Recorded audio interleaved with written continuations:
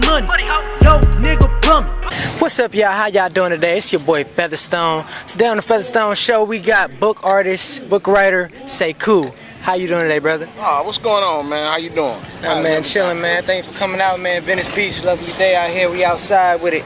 Appreciate that, man. Yeah, thanks for having me. Yeah. Let's get into it. Where you originally from? Oh, I grew up in Compton. Yeah, I grew up in Compton. Yeah, I'm on the east side. Yeah, that's pretty. I'm in Long Beach now, but yeah, I grew up. So how'd you start writing books? Like maybe about, I'd say about 15 years ago. You know, you deciding what you really want to do, and I was like, I want to write books. Okay. So I just started writing, you know, and then eventually I started looking for publishers and people to print it for me, you know, but it was a little problem because back then there wasn't as many options. But then they started opening up, and you know, I've been hitting the ground running ever since, man. It's been beautiful. So who would you say your inspiration is? Well, it depends on the genre. Like if it's street, like you know, I go under Papa Sack for my street stuff. Papa Sack? Yeah, Papa Sack. It's a misnomer. My name's Sekou, and people couldn't pronounce it growing up, so they would say Sakou. Okay. You got cut short to Sack, Papa Sack. Okay. Yeah, so I was influenced by Donald Goines, you know, Iceberg Slim, you know what I mean, and then what gave me the because I know this life, you know what I'm saying, was Sister Soldier's Coldest Winter Ever. Okay. Yeah, you know, to me, she's kind of like the godmother of urban, you know, like of modern urban fiction, you know, so. You know, I read her. I was like, man, I know this life. I done been to every corner in this life. You know what I'm saying? So let me start writing about it. And yeah, it's been taking off. My first book was published in 2006. Okay. Yeah, and then you know, I started putting them out. You know, once you know you can do it, you know, it just becomes, you know, like more of a, you know, oh, okay, let me just do it. Yeah. You know? Okay.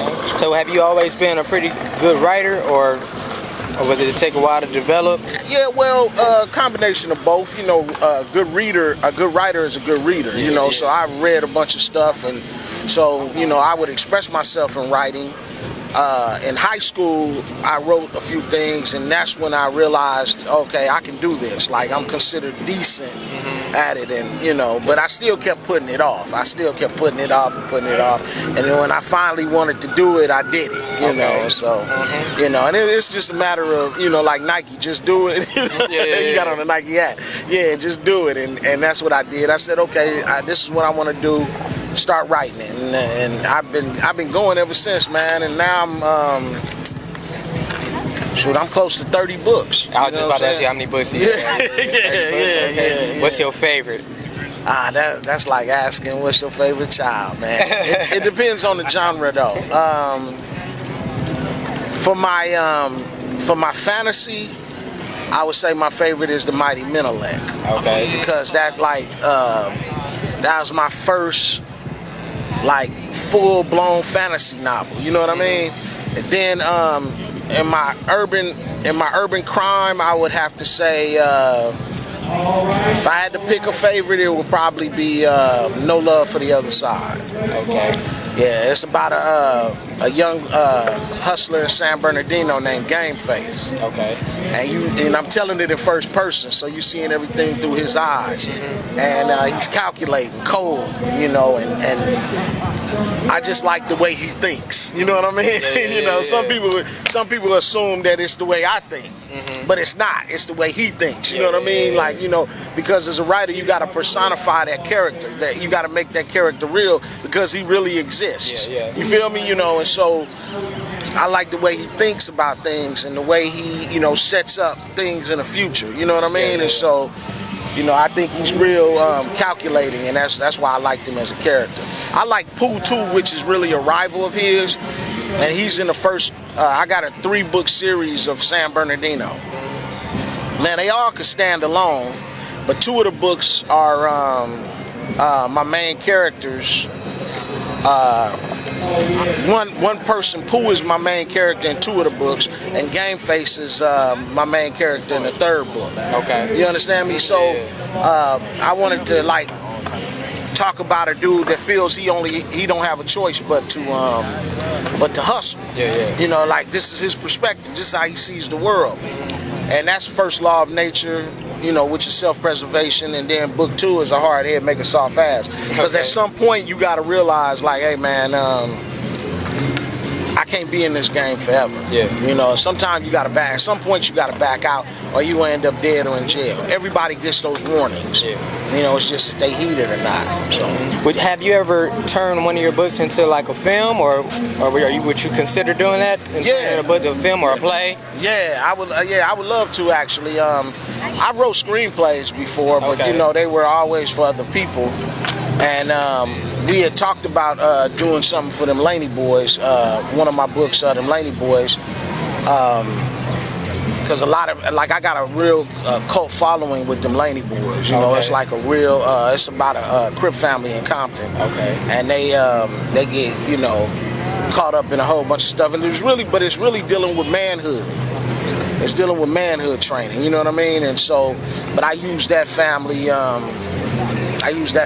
To basically like tell the story of how, how we look at how we grow up and become men, and how the different ways we develop as men.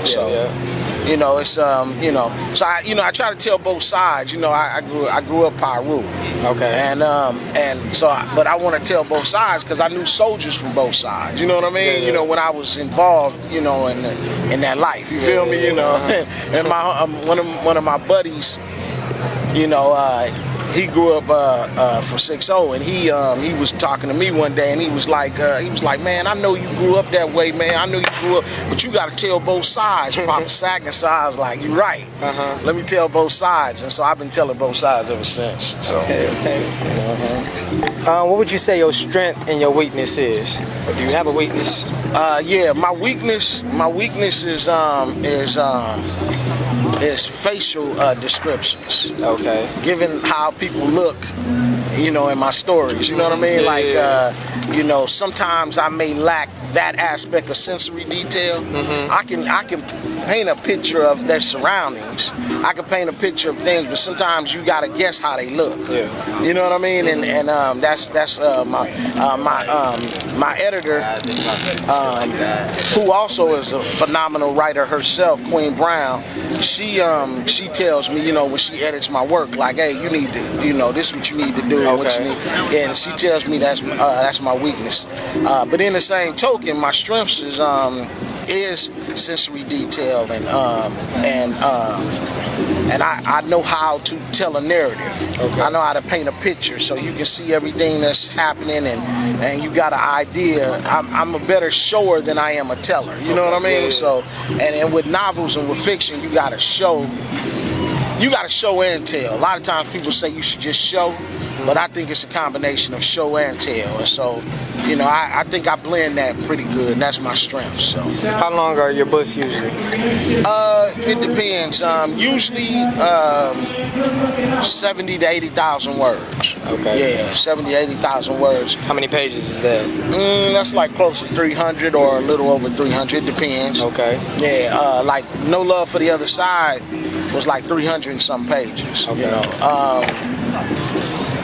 And then First Law of Nature, they was close to like 300 pages too. So it depends on the book. But 70,000 to 80,000 words is usually my, for a novel. Okay. Pretty much. Over your time of writing books and selling books, how many would you say you sold over time? How many books? It's a lot, man. It's a lot. I wish I would have saved all the money that I done sold thousands of books, man. Okay. I really can, But you got to keep in mind it's a span of 15 years, And so I got some books that was First Law of Nature was my bestseller for years. Okay. I used to sell that like You know, I couldn't print up enough of them. You know what I mean? Yeah. But now that I'm in other genres, you know, I write fantasy. I write romance. Yeah, my favorite book.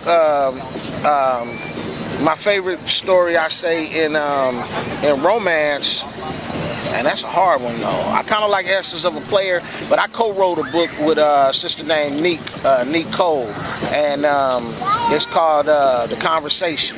Her side, his side, and then the truth. Okay. Yeah, so we took turns writing the character. Like she would write the women characters and I would write the men characters. Okay. And then we would take turns telling the truth. Okay. Yeah, and each chapter. So each chapter would have a man's side, it had a woman's side, and then it had the truth. So you see how both sides embellish. Okay. How both sides add to, you know, make themselves look better than the other. Yeah, exactly. So yeah, that. But back to your question. What was the question?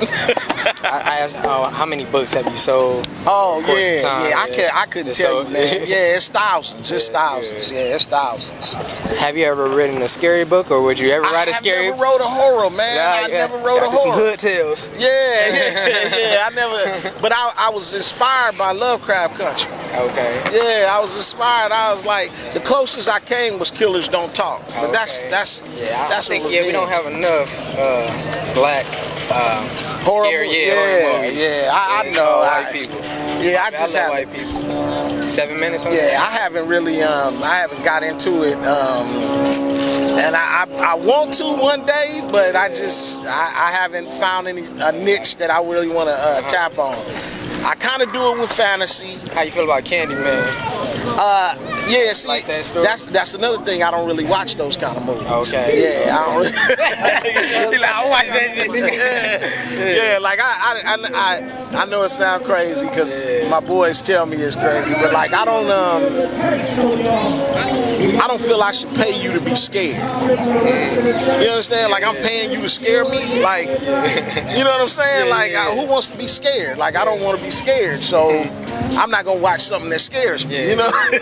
You know, it sounds crazy, but yeah, I just always, you know, and I'm a paranoid sleeper, and so yeah, so I just that's probably why I ain't never wrote it. You know, that's actually probably the main reason why I ain't never wrote a horror. So. How do you feel about like books in general nowadays? Do you feel like it was better books written back in the day, or you feel like it's still people putting out some masterpieces today? There's some people putting out some heat, man. You know, but what self-publishing did it's a double-edged sword. What self-publishing did was it gave people that think that this is a quick come up.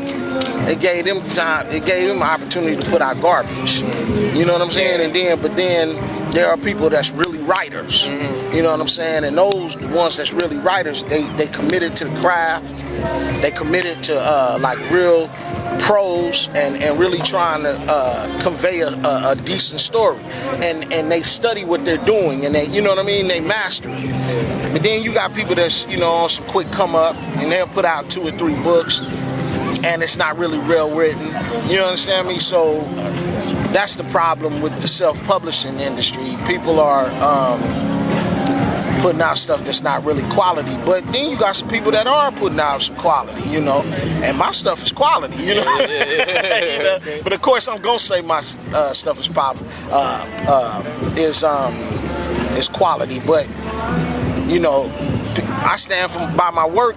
People you know, come back for more, you know what I mean? They don't buy a book and then you never hear from them again. They hit me up. Yeah, they hit me up, man, I was reading the book, man, and this, you know, so you know, I'm doing something right, and I've been doing it for years. And more brothers need to read more, so this is great. Yeah.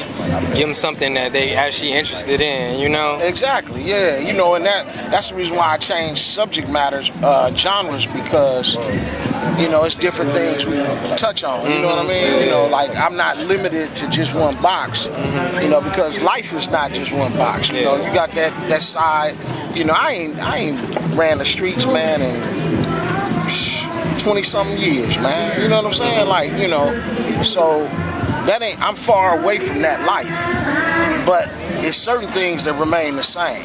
And so I tell the story based on those principles, you know what I mean? Yeah. You know, but then, you know, I done fell in love, fell out of love, you know what I'm saying? You know, got married and divorced and all that kind of stuff. So why don't I write stuff about that? Yeah. You know, so, you know, as a writer, I think you have a responsibility to tell life, you know, tell the story of life. And there's many different facets. You feel me? Yeah. So, what advice would you give up and coming book writers?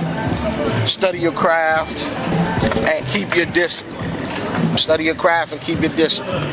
If you study your craft, you're gonna become better at your craft. Keep your discipline, and that's how you get stuff done.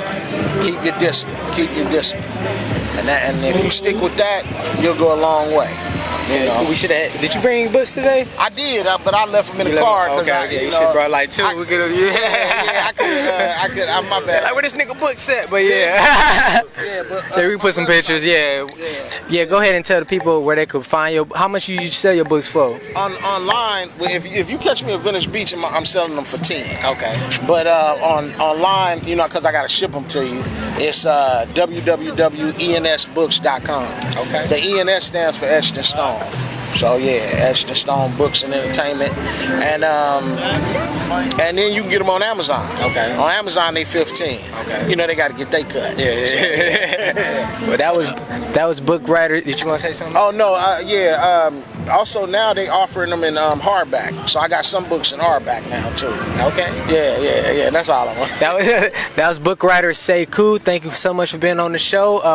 Did you shout out your Instagram already? Yeah, Cali Kingpin of the Ink Pen, Papa Sack. You'll see it on there, and and on Facebook it's Sekou Damani Chinyelu Senior, and but you like people might know me as Papa Sack, and I'm trying to think. My Twitter is SackDog71. Okay. That's.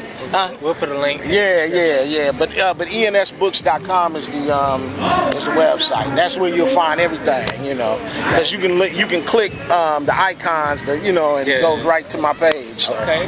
But yeah, man, y'all go buy this man books, man. So thank you for being on the show. Thank you for having me. All right, thank you, man. Appreciate it, All right, peace. all right, we out.